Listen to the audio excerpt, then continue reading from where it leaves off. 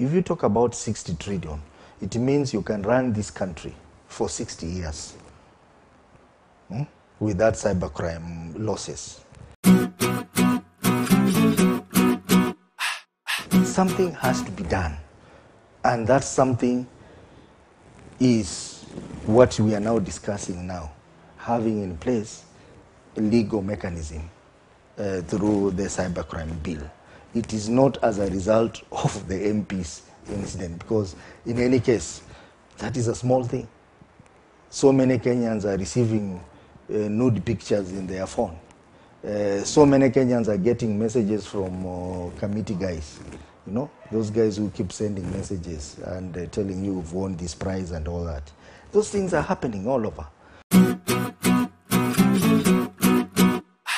We have things like cyber espionage, where companies steal data from each other for competitive purposes. That has to be dealt with, and that is covered in the bill. We have incidences of international espionages where countries steal data from each other. That is a very critical issue. We now have an issue to do with the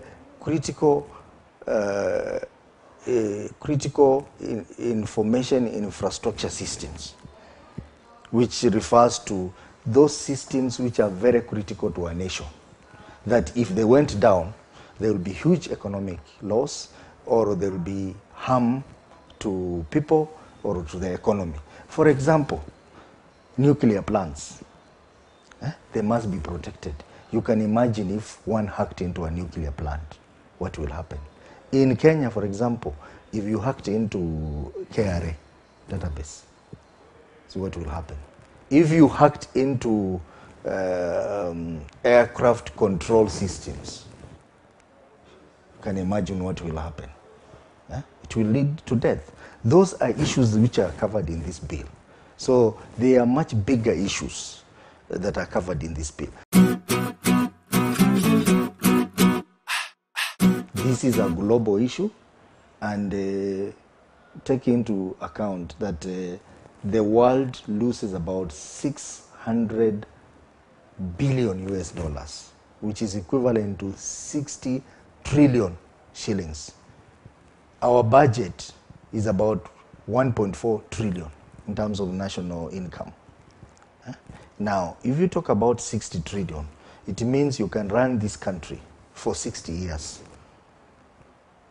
without cybercrime losses. Africa lost 350 billion last year as a result of cybercrime.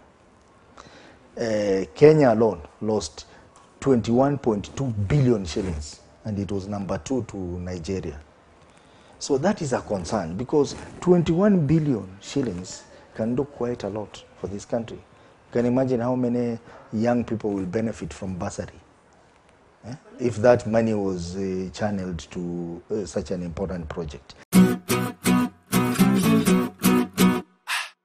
And as the country improves in terms of ICT, the level of exposure is higher. If you look at the top 10 countries which have highest incidences of cybercrime, they are all developed countries in terms of IT. America, United States leading, Germany, Japan, France, British, they are all up there. And in Kenya, you can see the penetration of internet. We are hitting around 54% internet penetration. Mobile access, we are having over 30 million Kenyans out of 40 million have mobile phones.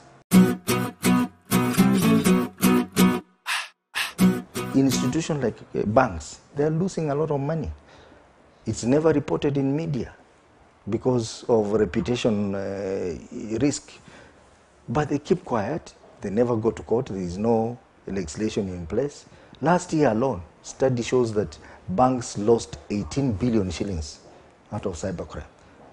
If you go to Safaricom and talk to them quietly, they will tell you they are losing a lot of money via M-Pesa as a result of cybercrime. The issue that arose in Parliament was very recent. It's about 2 weeks ago. Matters of cybercrime has been there. There has been a long discussion, international conferences on matters of cybercrime. And Kenya, though, has done well in terms of the ranking on cybercrime, being number 3 in Africa, according to ITU in last year. They did not have a legislation around cybercrime, and that was a concern. Other countries like Tanzania, Nigeria had the cybercrime law almost 10 years back. South Africa and the others had this legislation in place.